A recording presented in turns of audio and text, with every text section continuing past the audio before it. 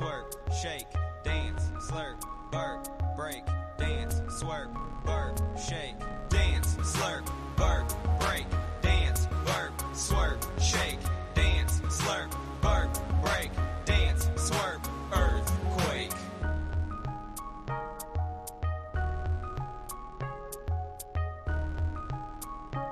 We can review. We can do that, right? We're back to normal. It's weekend review time on the show. Hi, everybody. Fantasy NBA Today. I'm Dan Vespers. This is a Sports Ethos presentation. We got a lot to cover here on this first of two, I'm hoping, Friday editions of Fantasy NBA Today. Make sure to like and subscribe, most importantly, because today, and if the plan holds, the plan is we're going to start doing little quick hitters, like maybe 10 to 15-minute shows maximum as a second show on certain days, as many days as humanly possible, to break down playoff head-to-head matchups, because a lot of folks, their playoffs start on Monday. This show, however, is going to be focused on more of the season-long element of things, which I get it. Playoffs are part of a season-long thing, but you guys know what I mean. More of a rest of season, who's a pickup, who's a drop, that kind of stuff. Independent of schedule analysis. That's what this Friday show is about. That's what most of our recap shows are about. So it's, Roto Games Cap kind of stuff, head-to-head if you're looking for somebody that you can just hold the rest of the year, that type of deal. So again, please do hit a subscribe button, like, follow, whatever it requires to make sure that you get all the extra stuff we're going to be trying to pump out your way. And before I deep dive our Week 19 review show, I want to tell you guys at the beginning of today's episode, the baseball draft guide is out now. Joe Orico and his incredible team of baseball analysts have put together some the depth of these articles is truly impressive. And you guys know, I've read a lot of fantasy stuff over the years. The depth is very impressive. Anthony's dynasty work is out of control. But look, I know what you guys want on the baseball side. You guys want rankings, and that's what Joe's got out. Projections are out already. It's broken down by position, and the full Orico 250, the straight rankings, if you're taking that into your baseball draft, that's going to be dropping here shortly as well. Baseball Fantasy Pass starts at $6 a month. If you are already on the NBA Fantasy Pass with us here at Sports Ethos, you can upgrade to the All Sport to get football and baseball for $1. $1, Bob. $1, Bob. That's it. You can go from basketball or baseball or football. If you have any of those fantasy passes, you can upgrade to the all three for $1 a month. $1. It's crazy. Hit me up at Dan Vespers on Twitter. Reach out on YouTube. Reach out in our forums. Reach out on Discord. That link is in the show description. However you want to reach out, right? Support at sportsethos.com. However you need to get in touch with us. I've been told that you should be able to just upgrade in the system and it'll kick in the discount. But if you're having trouble or if it's not working, you can reach out. We can make sure to get you guys signed up for that. It's a big part of our growth here is to get you guys using all of our stuff. So we're making it unbelievably affordable. Let's begin. This is your Week 19 in review thread. Again, we're going to be covering things from that sort of week-to-week standpoint, not so much the individual schedules. Let's get going. Ads. Only 2 this week, so I got to use exceptionally large font. DeAndre Hunter and Chris Paul. And I don't know that, how much explanation do we need on these? It's weird that the ads board is going to be probably our shortest explanations also, but you've seen it. Is effectively the explanation for this. I know that Atlanta got blown out yesterday, so Hunter only had 12 points in 26 minutes. But with Trae Young out, I mean, if you want to call him an injury fill-in, I'm fine with that also. It's not clear that that's what it is. He was kind of coming on anyway. But Hunter's getting the minutes. He's getting the shots. Again, yesterday's game was a rough blowout, or he would have had a few extra minutes. There's just a lot to like. Now, the one thing to keep in mind with a player like Hunter is that things can also dry up pretty fast. A lot of his values tied up in his percentages, which tend to be positive, kind of positive for both. But look, he's number 106 on the season in 28 minutes of ball game, 10.5 shots a game. That 10.5 shots is a number that's likely to be higher with Trae Young out. I know he was only at 8 yesterday, but again, blowout stuff mostly of late. It has been higher. Prior to that, there was a 10, there was an 8, 16, 12, 14. The shot number is higher. The minutes are around 28, and they could go up if he really sort of shows that he's healthy enough to get another small minutes bump. And then Chris Paul, this is one that just needs to be on the list because he's back. And again, like a lot of this is because this is a week-to-week show. We haven't had a Friday week in review show since before the All-Star break because of coming back and then only having this sort of one day of games last week before Friday. And then the Chris Paul news broke on Tuesday, I think, Monday or Tuesday. So that's why he's in there. This is the most obvious one on planet Earth. This is Chris Paul we're talking about. Again, even if he's not getting the massive usage that he's had in the past, he's still Chris Paul. He's still number 85 in 9-cat leagues. I sat on him anywhere I could. He's going to be elite in assists. He's going to be solid in steals. And then we just have to continue to hope that the field goal percent comes up from 42.5. But even if it doesn't, he's still a 12-team 9-cat guy, and you just sort of play him. So this was the easy board. What about the harder ones? Let's go to strong holds next. And I broke down the holds into strong and weak holds this week because I felt like it was easier than me trying to explain how much I wanted to hold each individual player. So here are your strong holds. And these are the ones where I don't think we need to explain it as much because I feel like there's going to be decent consensus on it. Klay Thompson, strong hold. He's played well since coming off the bench. He's never going to get back to old-fashioned Klay, but he's been a start. Aaron Nesmith is a strong hold. He was great before he got hurt, and it sounds like he could be back as soon as tonight. Tre Jones, kind of up and down. I'll give you that. The Tre Jones experience in San Antonio started very poorly. He went on a pretty good run. He's kind of kicked it back into gear over the last week or so. So that's elevated his numbers. He's shooting like 70% over the last 5 games. That's one of the big reasons why you've seen things kick into high gear for him. But that's the thing. Sometimes he'll have a week and a half where he shoots the ball well. Sometimes it'll cool a tad. In general, the assists, the steals, the sort of combination of percentages, and not a whole lot else is usually going to be enough to get him into that department. But again, I don't think people were dropping. Grayson Allen had one off game. Absolutely no reason to drop there. Keyonte George is both a hold and a sell when you can guy because he's shooting a high volume 37% over the last couple of weeks, and that's tanking teams. But he's scoring, he's getting assists, he's getting threes.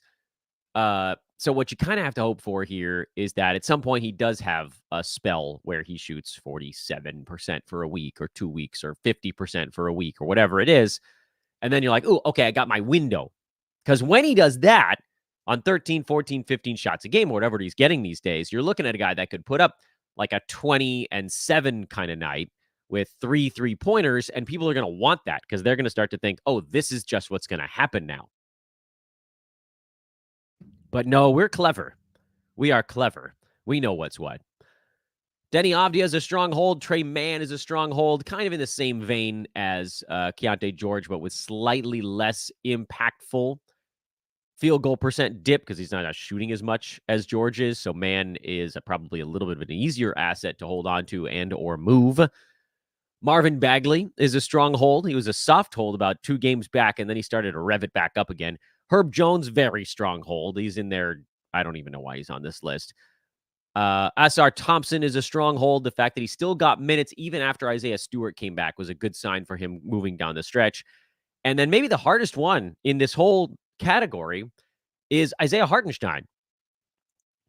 Because the latest report on him is that he's still dealing with the Achilles soreness, which, I mean, like you look at any box score or watch him move, and it's pretty obvious that there's stuff going on.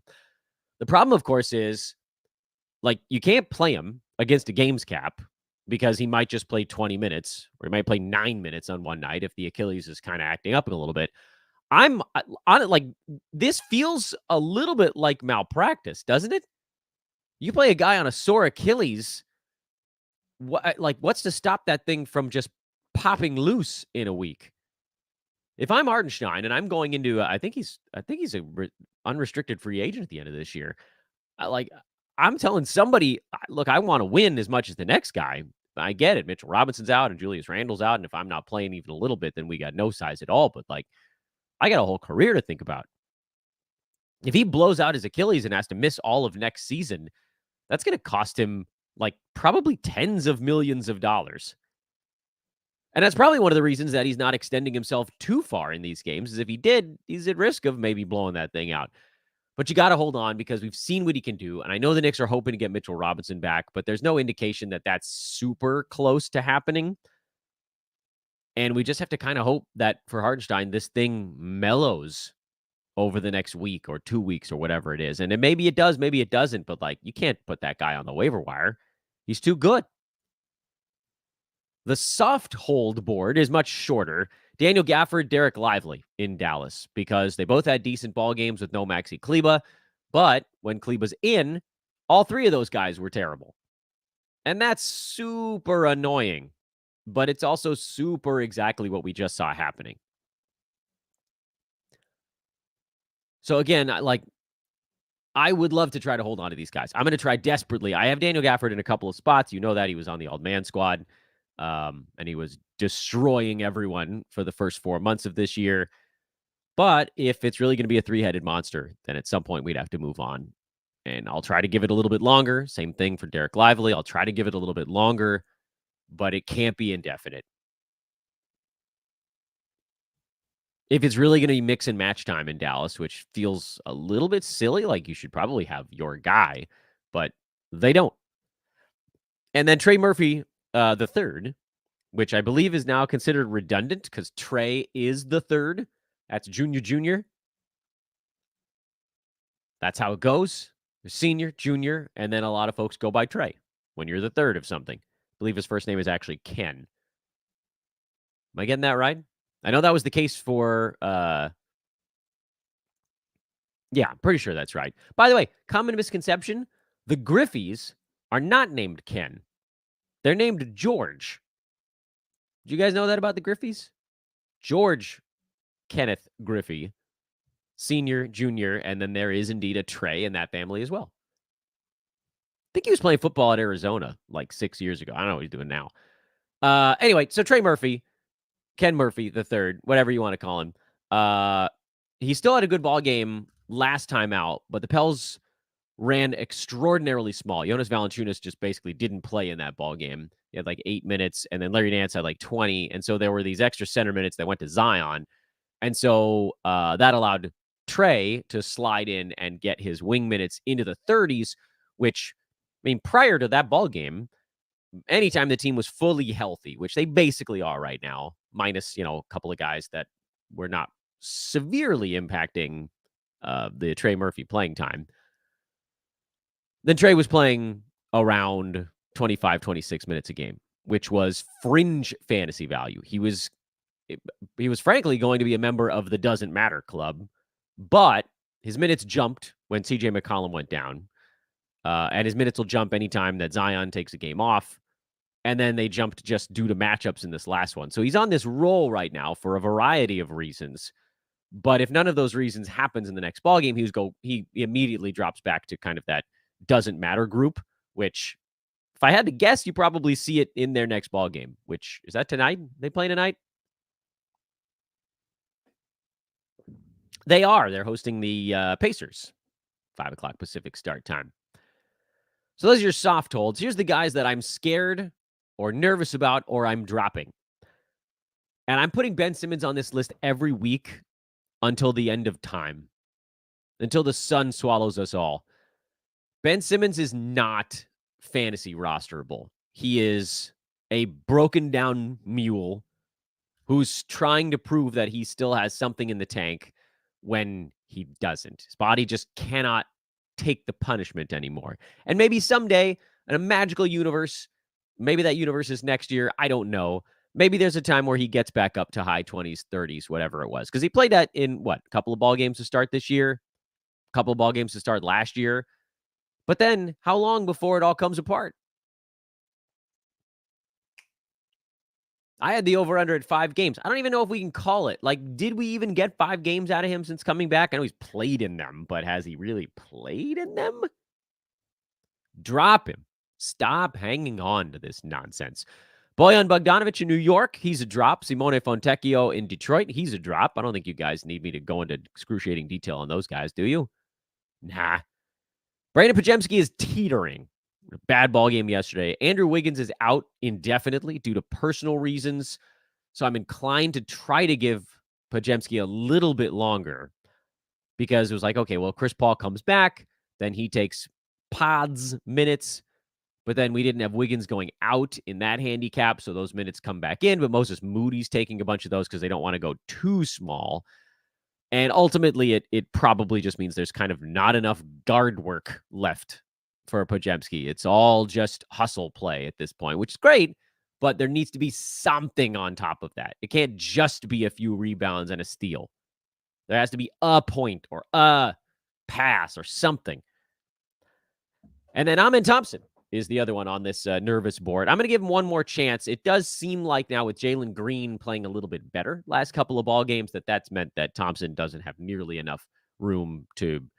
I mean, he's going to need to get into the 20s to have fantasy value. And if Green is playing in the mid 30s, then there just sort of isn't enough there.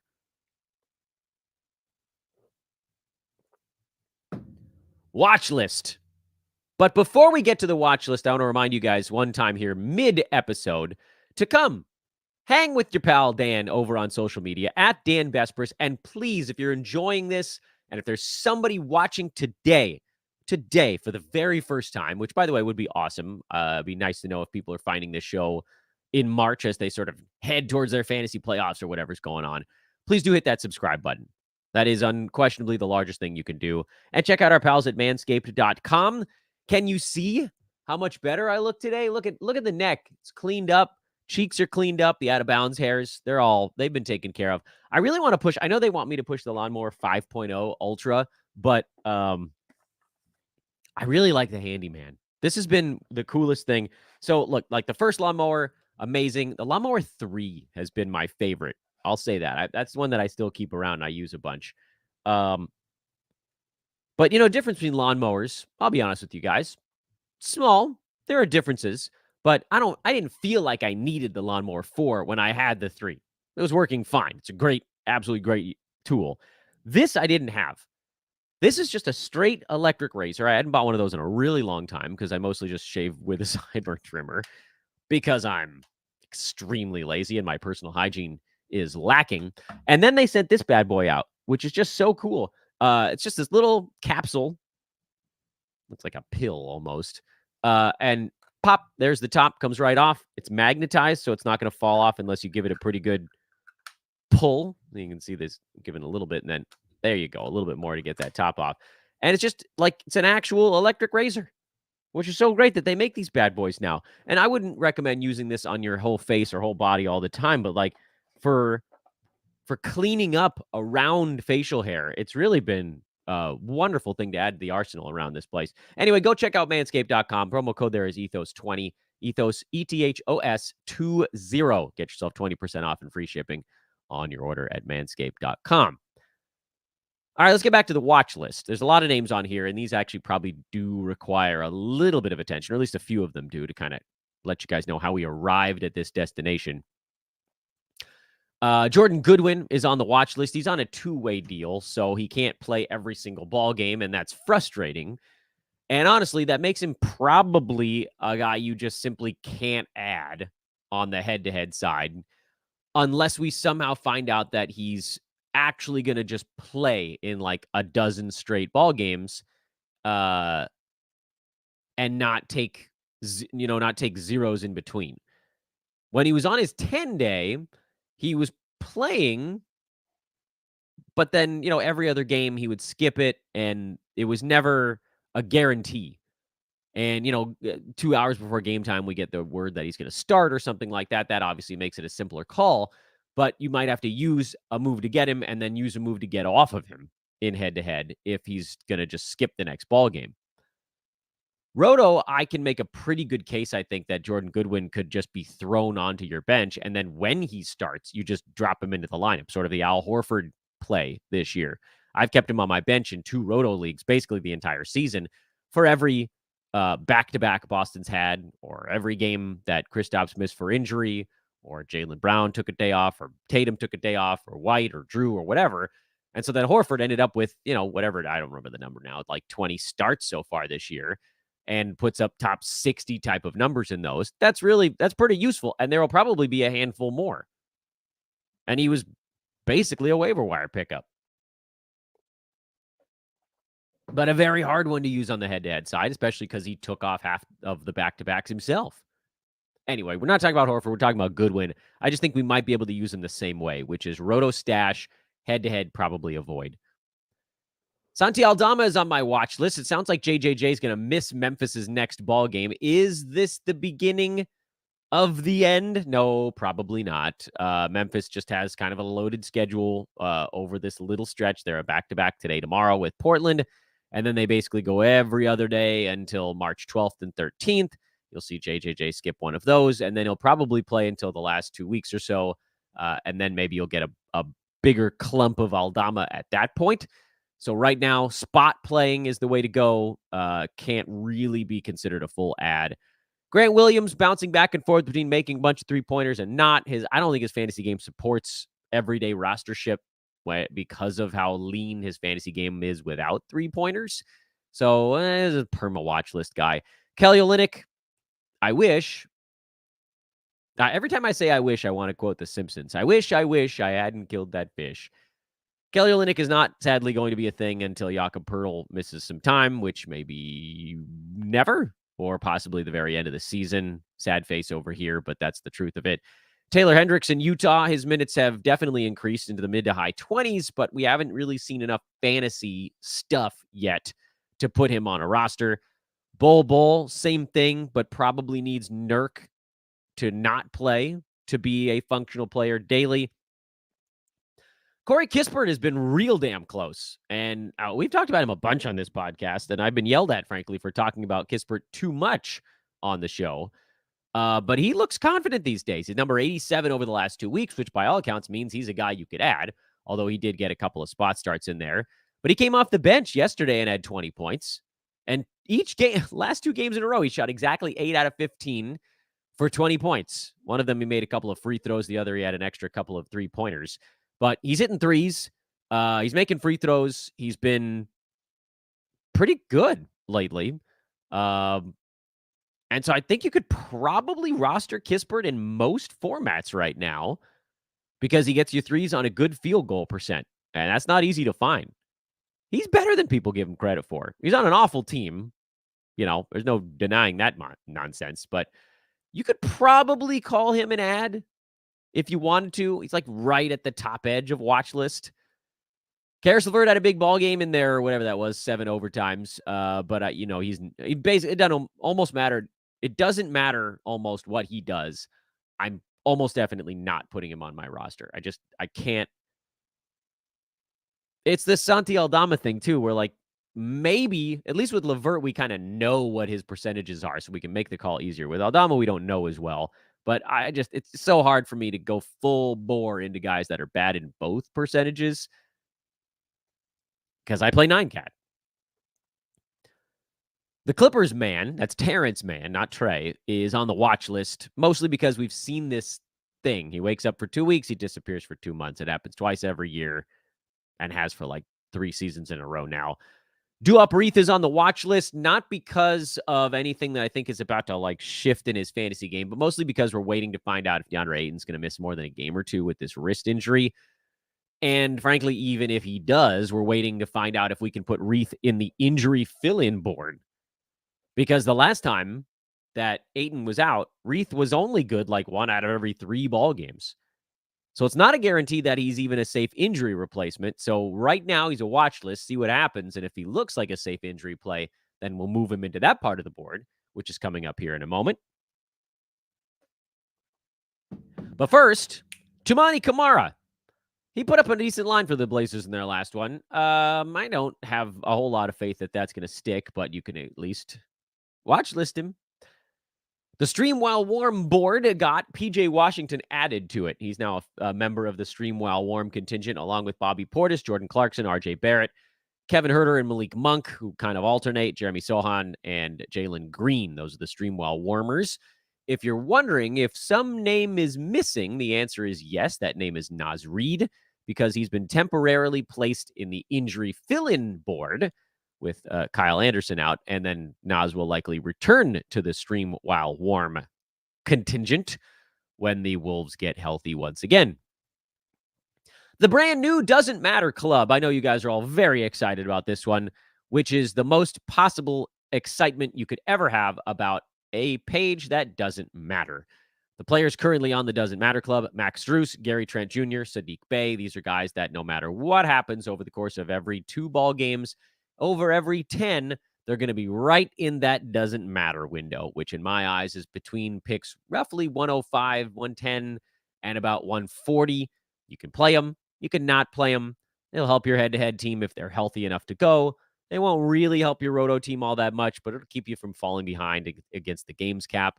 They'll get you whatever it is for Strus, a couple threes, some boards, a few assists on not great field goal percent.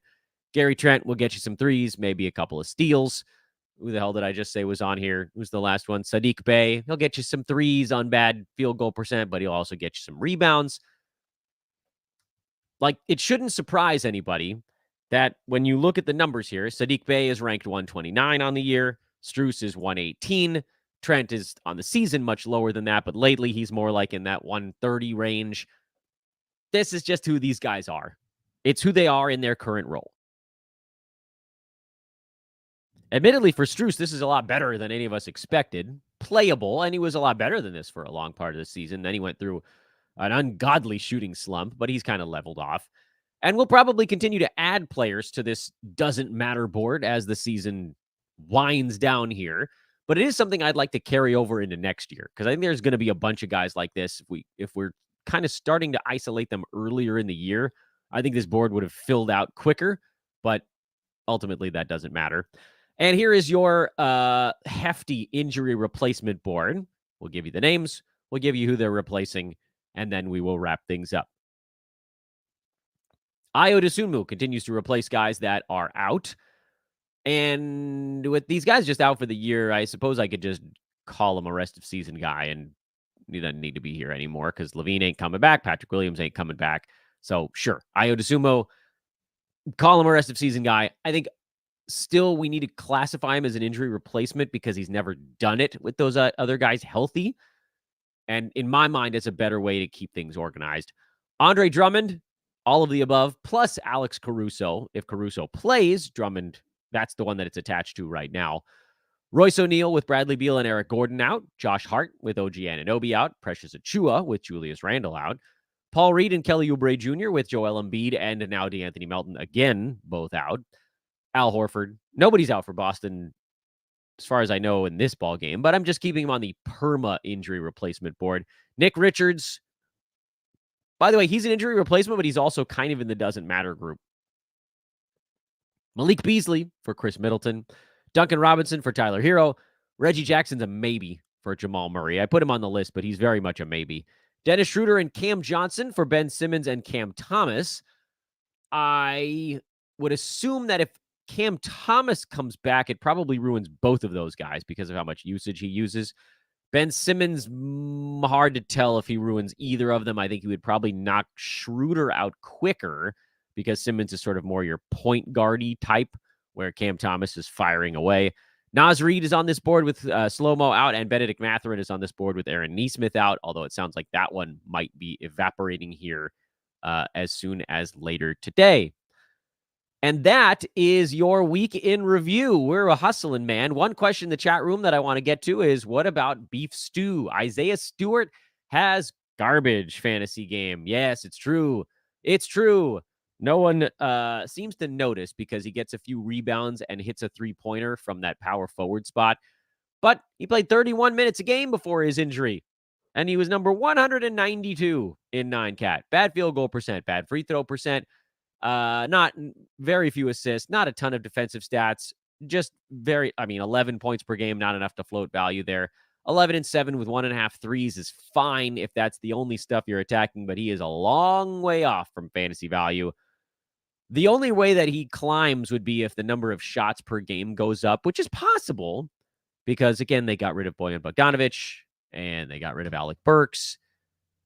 But, we're talking about a guy that averaged 8.5 shots per game. How much do we really think that could move? 9.5, 10? That still doesn't get him close enough. He's going to need to get up to a dozen, I would think. And I really don't see that happening. Could his 31 minutes go to 33? I mean, all these little things could add up to get him into that doesn't matter group. But that to me is kind of a best case scenario, unless his fantasy game dramatically changed during this last injury, which, spoiler, it didn't. It just doesn't. And that'll wrap it up for the week in review edition of Fantasy NBA today. Again, I have grand designs of getting a streamer episode going. That'll probably be first thing in the afternoon, just a little quick hitter to kind of get you settled for Friday, Saturday, Sunday, and then rolling into Monday, which is likely the start of a playoff week for a lot of you. Anybody that sets up your own leagues, I know I was doing it. I'm pretty sure that Josh was talking about it. A lot of analysts these days are making a concerted effort to tell people, start your playoffs 6 weeks before the end of the regular season, so you lop off the final 3 weeks. So if you're getting going, we'll have these shows to sort of help you out. And frankly, even if you're fighting for a playoff spot, you'll probably enjoy these streamer discussions because it's about how to maximize games played and how to be pretty cutthroat with the guys on your own team. So battling for a playoff spot, already in one, playoff starting, all that stuff is going to be a head-to-head only special show, hopefully daily, or at least Monday through Friday between now and my aim is like the last week of the season. But at that point, you sort of don't need it anymore because everybody's in overload mode. And most head-to-head leagues should. I know Yahoo's not, which is horrible. I don't think I can be in a Yahoo head-to-head league again next year. Those are not. Thank you for watching, everybody. Thank you for liking, rating, subscribing, following, retweeting, quote tweeting, joining Discord, whatever it might be. All of that stuff remains very appreciated. Shout out again to our baseball guys who have that draft guide going. Hit me up if you want to upgrade your Fantasy Pass NBA to an all sport or just jump aboard, man. Go get the ranks.